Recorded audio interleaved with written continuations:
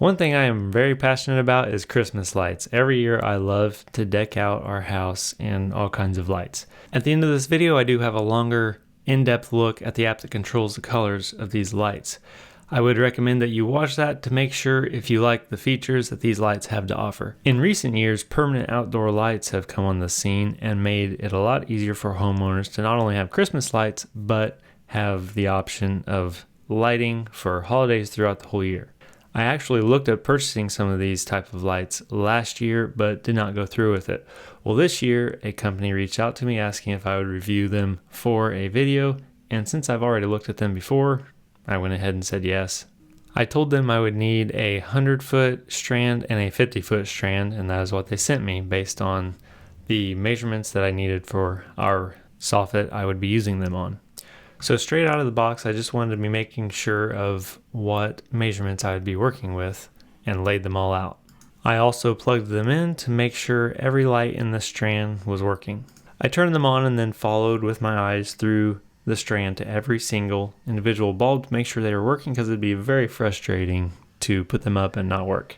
The next thing was I carried them through the yard to have them stretched out just to make sure and measure that it was a 100-foot strand, and it did end up being right at about 98 feet between the lights.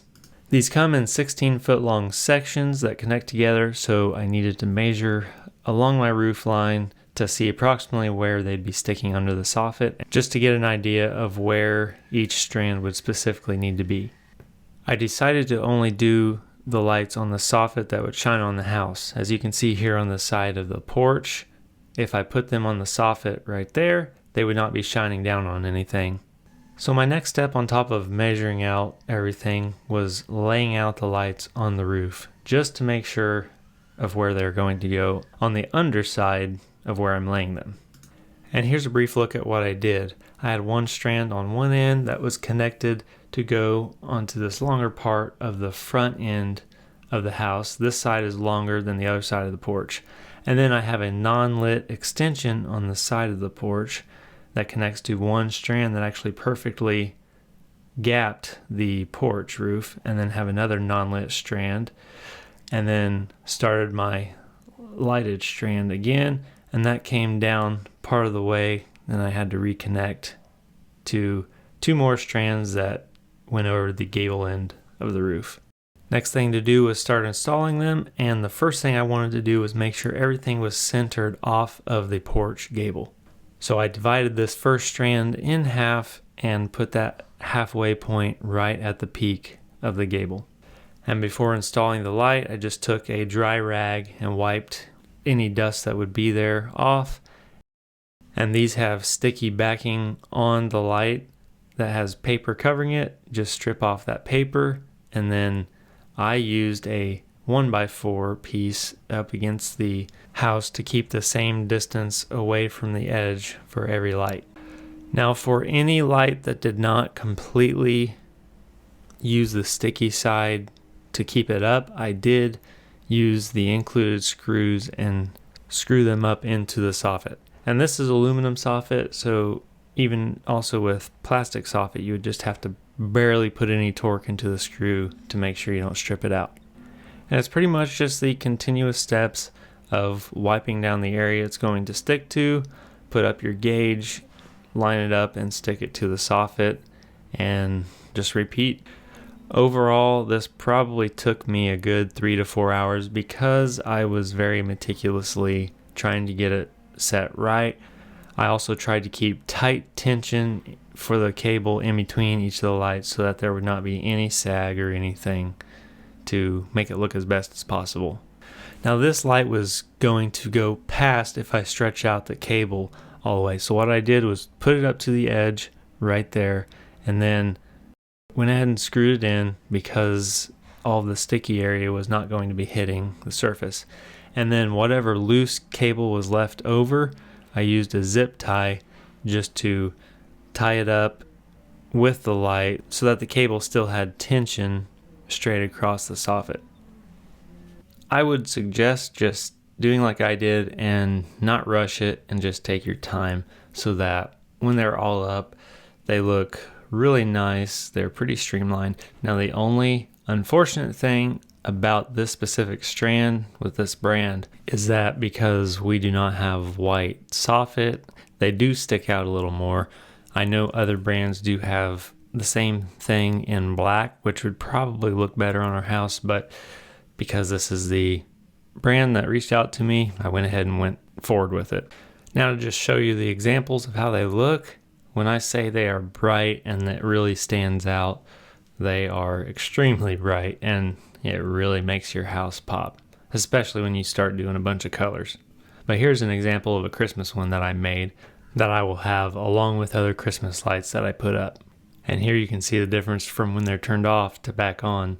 And here I'm going to just cycle through some of the pre-made preset options that they have for these lights. There's all kinds of different motions. There's fade in, fade out, and you can change the speed of them. But I'm going to show you more in depth of the app here in a second. I don't know if you've noticed, but some of these settings of the lights divides the colors right there at the gable peak of the porch. That is nothing that I'm doing in the settings. I think that has to do with I split one of those strands in between that gable top, and it just worked out really perfect because there's 3 extra strands on each side of the porch. So I want to try to give you a brief look at this app that connects to the lights, separate from the remote that the lights come with. Before going into the lights, I want to show you what you can do scheduling out with a scene. This is how I have every night scheduled out for my lights to turn on a everyday basis, non-holiday. So every night I want it on, and it is under the setting of sunrise sunset selected for sunset, and this is based off weather. So you can click on the if right there. There's settings for when the weather changes, which temperature, wind speed, even several different things you can change it from. Then location changes, so like when your phone leaves your house, you can maybe have it do one thing, and when you come back, have it do a different thing. And also schedule. Under the schedule, they only give you the option of choosing your days and then the time of that day. One thing I would love to see in the schedule is for scheduling out times of the year. So if you wanted to schedule lights to do a certain thing for different holidays ahead of time, that would be really nice to see in this. So that is not an option that you can do here. I have the lights dimmed down, and then every morning at sunrise I have the lights turn off. So that is my everyday schedule. I have this one as a test here, and actually I haven't been able to figure out how to even delete this little test setting. For some reason I'm not finding that, but there's almost more in depth than I want in some areas, and then not enough settings in other areas that I want. So there's that. So the one thing I don't like about the app so far is being able to schedule during parts of the year, schedule ahead of time on the calendar of when I want things to happen. So that's kind of, and then this tap to run is basically the same thing as the automation, same settings and everything. It's just, it creates buttons here that you can just hit for whatever you have set under those settings. The automation is just scheduled out for you. So back to the lights here, when you click on it, you select your number of lights here based on how many strands you have connected. When you have that number set, then you have each individual light that you can customize. So I have to turn it on. So it's on right now, and it's just all a not bright white.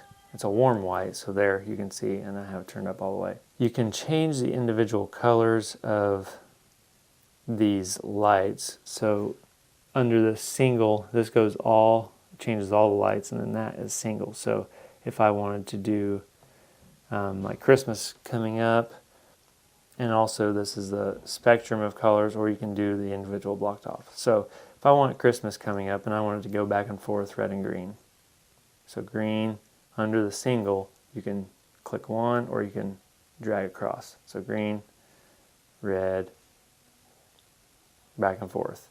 Okay, so you can do that. The problem that I have with this whole system right here, I love the customizing of each individual light. That's great. But there's no way to save this as a preset. I would love this to run as a preset, unless I haven't figured it out yet. The next thing here is the scenes. They have all these set out, default modes on everything. And there's all kinds of different things.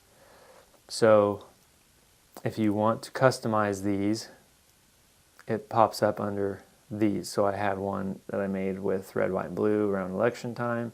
I have one with just red and green for Christmas.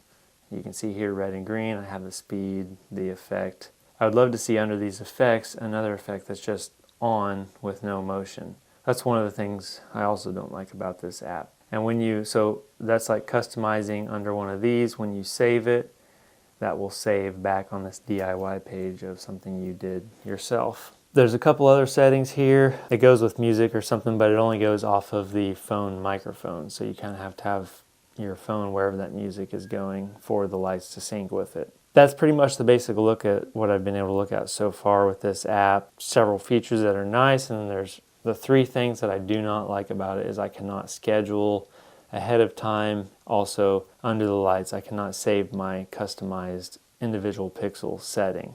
And then the third thing is having the dynamic effect, being able to have the dynamic effect as just on.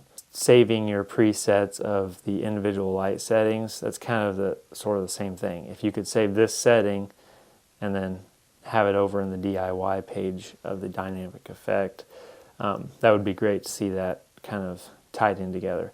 Other than that, the lights, they look amazing. I love the way the lights look and everything, but the app settings and some things that I would like to have just aren't there. So that's about it for these lights, and I hope the information I'm giving you can help you decide on whether or not you would like them.